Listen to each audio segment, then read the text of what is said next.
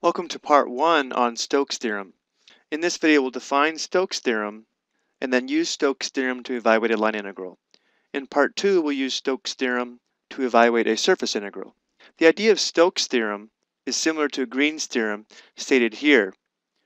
Remember, this tells us that the net rotation along the curve C is equal to the net rotation of the vector field in the region R, where R is in the xy plane. However, in Stoke's theorem, the region R becomes the surface S in 3D or in space. And under the proper conditions, we have this line integral here equal to the surface integral of the curl of F dotted with N. So Stoke's theorem states the relationship between line integrals and surface integrals of a vector field given specific conditions. And it tells us the net rotation over the surface is equal to the net rotation on the boundary C given certain conditions. So let's now talk about the necessary conditions to apply Stoke's theorem. If we have our surface here in gray, the vector field n, the unit normal vectors, must point in the same direction as your right thumb, as your right finger's curl, and point in the direction of the path of the boundary C. Looking at this diagram here, if our thumb is pointing upward in the same direction as the unit normal vectors, notice the fingers would point counterclockwise, giving this the correct orientation. And this is called a positive orientation, which is required by Stoke's theorem. Let's go ahead and formalize Stoke's theorem now. If S is an oriented surface with unit normal vectors n, and also having a smooth closed boundary C with a positive orientation, and the vector field F has components with continuous partial derivatives, then we have the line integral of F dotted with dr along C equal to the surface integral of the curl of F dotted with N ds. Remember, the curl of F can be written like this, or we can also think of it as del crossed with the vector field F, because this form reminds us of how to determine the curl of F. Then remember from the video on the surface integral of a vector field, n differential S is equal to this vector field here times differential A, given we have a positive orientation. Remember, this really is just the gradient of big G, where big G is equal to z minus g of x and y. And because we have a vector field dotted with n, this is called a flux integral. And so we can say that the line integral around the boundary C equals the flux of the curl over the surface S. Let's go and take a look at our first example. And as mentioned before, in this video we're going to use Stoke's theorem to evaluate a line integral. So we'll be given a line integral and we'll convert it to a surface integral. Let's go and take a look at our first example. In this example, we want to evaluate the line integral of F dotted with dr with the given vector field, and C is the intersection of the plane y plus z equals 4 and the cylinder x squared plus y squared equals 1. And we'll assume all the conditions of Stoke's theorem have been met. Let's start by taking a look at the graph of this. So our surface is the intersection of the yellow cylinder and the green plane. So we'll use Stoke's theorem to evaluate the given line integral, which will tell us the net rotation caused by the vector field, which is the intersection of the cylinder and the plane with a counterclockwise orientation, which is also equal to the net rotation of the vector field over the surface. And if it's positive, that means the net rotation would be counterclockwise, and if it's negative, the net rotation would be clockwise, based upon the given orientation. So to evaluate this line integral, we'll apply Stoke's theorem and evaluate this surface integral instead. So we'll start by determining the curl of the vector field F. So we can use a 3 by 3 determinant where the first row will be ijk, the second row will be the partial derivative operators,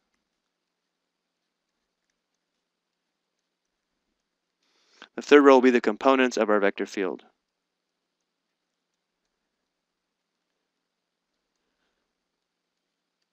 We'll go ahead and use the cofactor expansion method this time.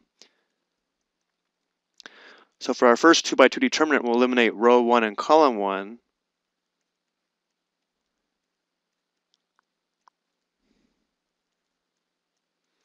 For our second determinant, we'll eliminate row 1 and column 2.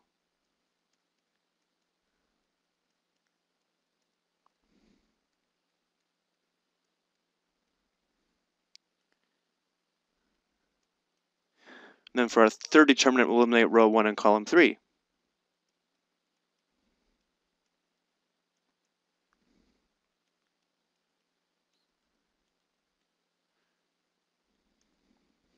So here we'll have the partial derivative of z squared with respect to y, that'll be 0, minus the partial derivative of x with respect to z, that's also going to be 0. Here we'll have the partial derivative of z squared with respect to x, that's 0, minus the partial derivative of negative 1/2 y squared with respect to z, that's also 0. And then for our z component, we'll have the partial derivative of x with respect to x, that's going to be 1, minus the partial derivative of negative 1/2 y squared with respect to y. Well, that's going to be negative y, so minus the negative y will be plus y. So here's the curl of f. Now to evaluate this surface integral, we're going to convert it to a double integral over the region R. And so we'll have the curl of f dotted with, this is the shortcut for the gradient of big G, where big G is equal to z minus g of xy, or we can say that z is equal to g of xy, which in this case, given by the plane, is going to be equal to 4 minus y. So we'll use this for the shortcut of our second vector field. So we're going to have the curl of f dotted with the opposite of the partial derivative of g with respect to x, well that's going to be 0. The opposite of the partial derivative of g with respect to y, well the partial derivative would be negative 1, and then the opposite of that would be positive 1. And then the z component is always equal to 1 given our orientation. Let's go determine our dot product. So we have 0 plus 0 plus 1 plus y times 1. That's going to be 1 plus y.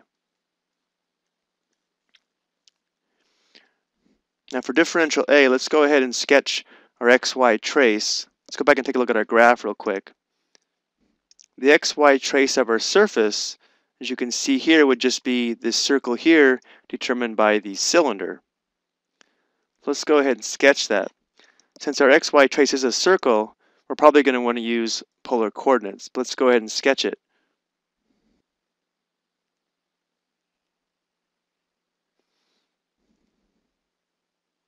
So for differential a, let's go ahead and rewrite this as r dr d theta, and then we'll use our sketch here to determine our limits of integration.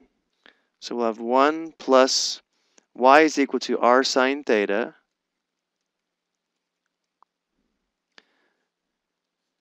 And remember that differential a in polar form would be r dr d theta. So the limits of integration for r would be from 0 to 1, and theta would be from 0 all the way around to 2 pi. Let's go and evaluate this on the next page. Let's go and distribute here, so we'd have r plus r squared sine theta.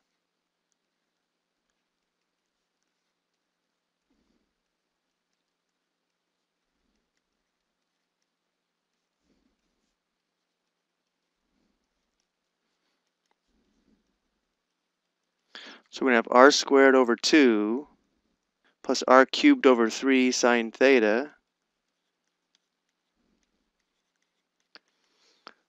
Summing in r equals 1, we'll have 1/2 plus 1/3 sine theta.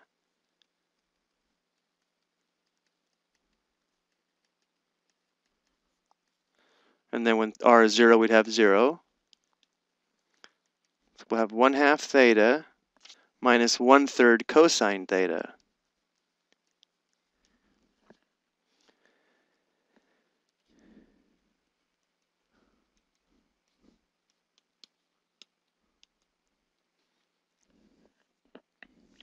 So when theta is equal to 2 pi, we'd have pi minus 1/3 times cosine 2 pi. Well, cosine 2 pi is 1, so we'll have minus 1/3 minus, and then when theta is 0, we'd have 0 minus 1/3 cosine 0, we'd have 1/3 again. So this simplifies to pi. Again, this is measuring the net rotation of the vector field across the surface, which is also equal to the net rotation along the boundary curve C. Going back to our graph just for a moment, since it's positive pi, that means the rotation would be counterclockwise the same way as the orientation of the curve. And it's kind of hard to tell based upon this vector field, but that's what that value is telling us. In part 2, we'll take a look at using Stoke's theorem to evaluate a surface integral using a line integral. I hope you found this helpful.